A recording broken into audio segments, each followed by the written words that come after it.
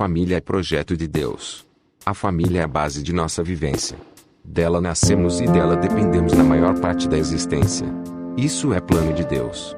Deus é família, sempre foi e continua sendo uma comunidade formada por três.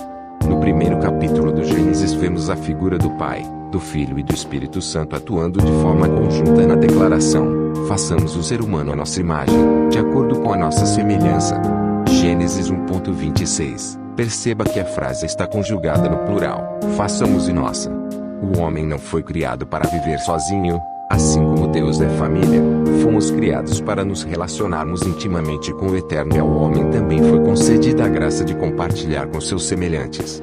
Para o homem Deus criou a mulher, Gênesis 2:21-22, e para ambos fez a seguinte orientação: por este motivo é que o homem deixa a guarda de seu pai e sua mãe para se unir à sua mulher, e eles se tornam uma só carne, Gênesis 2:24. E é nesse momento que uma família se forma e a benção de gerar descendentes. O homem, na sua origem, talvez não criasse a família. Não saberia como fazê-lo. Depois da queda, podemos ter certeza de que o homem jamais buscaria criar uma organização que haveria de impor limites e regras de convivência, contrariando seus instintos pecaminosos e egoístas. Deus só fez uma mulher para o homem e, mesmo assim, há uma tendência à poligamia ou ao adultério masculino e feminino. Deus nos criou e designou o casamento e a família como a mais fundamental das relações humanas. Em nosso mundo de hoje em dia, vemos famílias atormentadas pelo conflito e arrasadas pela negligência e o abuso. O divórcio tornou-se uma palavra comum, significando miséria e dureza para os múltiplos milhões de suas vítimas.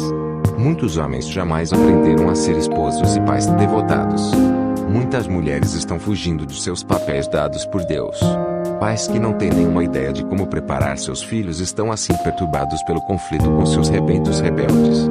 Outros simplesmente abandonam seu dever, deixando filhos sem qualquer preparação ou provisão. Para muitas pessoas, hoje em dia, a frase familiar e confortadora lar, doce lar não é mais do que uma ilusão vazia. Não há nada doce ou seguro num lar onde há o abuso, a traição e o abandono. Há uma solução: poderemos evitar tais tragédias em nossas famílias. Poderão os casais jovens manter o brilho do amor e do otimismo décadas depois de fazerem os votos no casamento? Haverá esperança de recuperação dos terríveis erros do passado? A resposta para todas estas perguntas é sim. As soluções raramente são fáceis. A construção de lares sólidos não acontece por pura sorte. Somente pelo retorno ao padrão de Deus para nossas famílias poderemos começar a entender as grandes bênçãos que Ele preparou para nós em lares construídos sobre a rocha sólida da Sua palavra. Consideremos brevemente alguns princípios básicos ensinados na Bíblia sobre a família. A família começa com o casamento. Quando Deus criou Adão e Eva, Ele revelou o seu plano básico para o casamento. Por isso, deixa o homem pai e mãe e se une à sua mulher, tornando-se os dois uma só carne, Gênesis 12:24. Diariamente, Deus passeava no jardim, pela viração do dia. Gênesis 3:8. Era maravilhoso ouvir a voz de Deus diretamente de sua boca, contemplando sua face. Hoje, mais do que nunca, é necessária a presença de Deus nos lares cristãos. Este plano é claro. Um homem ligado a uma mulher. Milhares de anos mais tarde, Jesus afirmou que este ainda é o plano de Deus. Ele citou este versículo e acrescentou: portanto, o que Deus ajuntou não o separe o homem, Mateus 19:6. Este casamento é uma relação para toda a vida. Somente a morte deve cortar este laço, Romanos 7:1-3. Como conviver com os conflitos? A Bíblia nos mostra que os conflitos fazem parte da vida. Jesus disse: no mundo tereis aflições. João 16:33. Ele previu os problemas de relacionamento, e assim os inimigos do homem os seus familiares, Mateus 10:34-37. Sabendo que a família tem origem divina e é valorizada na Bíblia, precisamos entender e praticar o relacionamento cristão, a fim de que o inimigo da família não nos leve à queda como no princípio. Conselhos ao casal. Marido e mulher. A palavra diz: maridos, cada um de vós amai a vossa esposa, assim como Cristo amou a igreja e se sacrificou por ela, Efésios 5:25.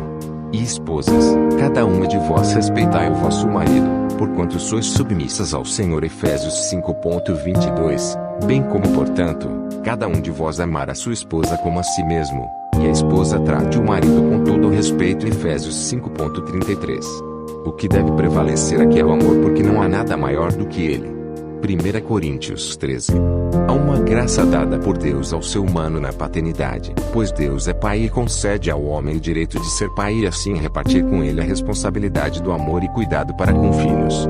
A mesma graça é dada por Deus às mulheres na maternidade, pois através de uma mulher nasceu o Salvador, Jesus, Lucas 2:1-7, e ela tem a honra de gerar vidas, assim como o próprio Deus um dia criou, ainda no Éden, o ser humano. Histórias essas que conhecemos no livro do Gênesis no Antigo Testamento e nos Evangelhos no Novo Testamento. Princípios para os pais. 1. Ensinar a palavra de Deus aos filhos no lar.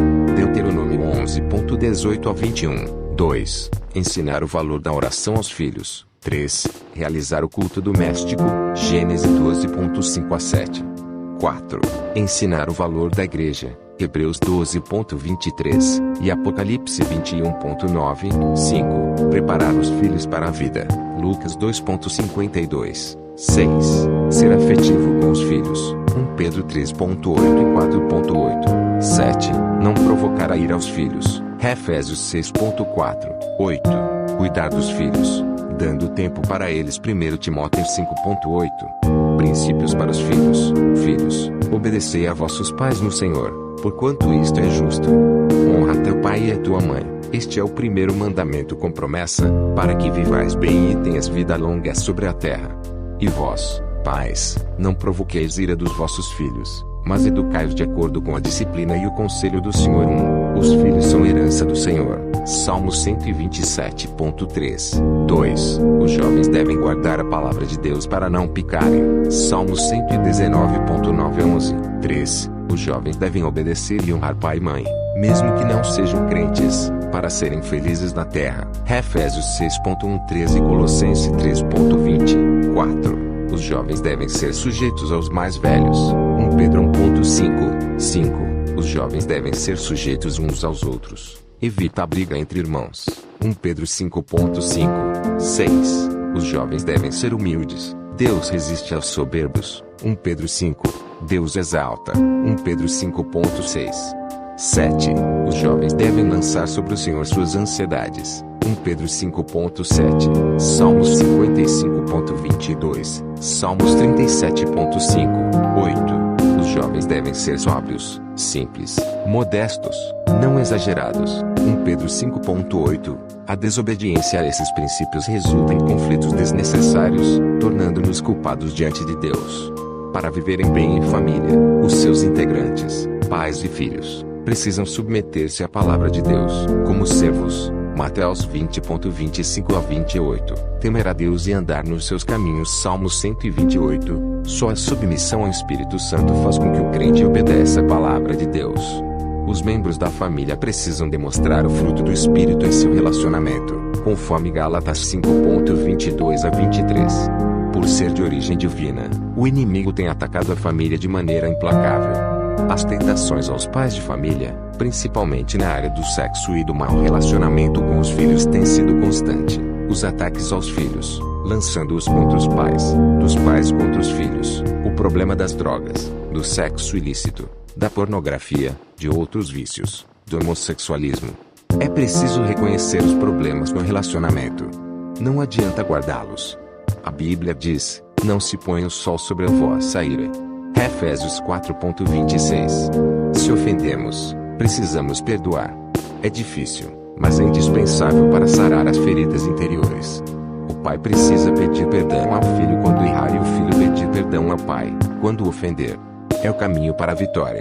Quando somos ofendidos, precisamos perdoar. É mais difícil, ainda, mas é o único caminho para ficar livre dos aguilhões do ressentimento, da mágoa, do rancor. Quem não perdoa paga um alto preço. A tensão emocional age como um inimigo da saúde, provocando, dentre outras coisas, úlceras no estômago e intestinos, pressão alta, colite, problemas no coração, distúrbios mentais, doenças renais, dores de cabeça, diabetes, artrite e outras muitas. É preciso perdoar os familiares, e até os inimigos. Mateus 5:44. Não convém dar lugar a raiz de amargura. Hebreus 12:15. Resultados do perdão. 1. As feridas são saradas.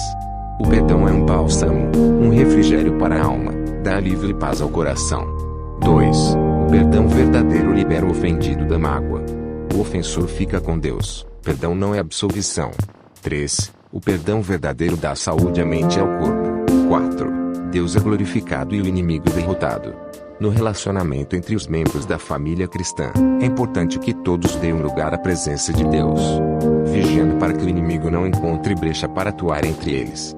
Oração e jejum, leitura da Bíblia diária, culto doméstico, a prática do fruto do Espírito, principalmente do amor, da longanimidade, a benignidade, a bondade da temperança, são garantia certa contra as desavenças e conflitos no lar. Que Deus nos abençoe e possamos colocar em prática o que nos orienta a sua palavra para a família e o lar.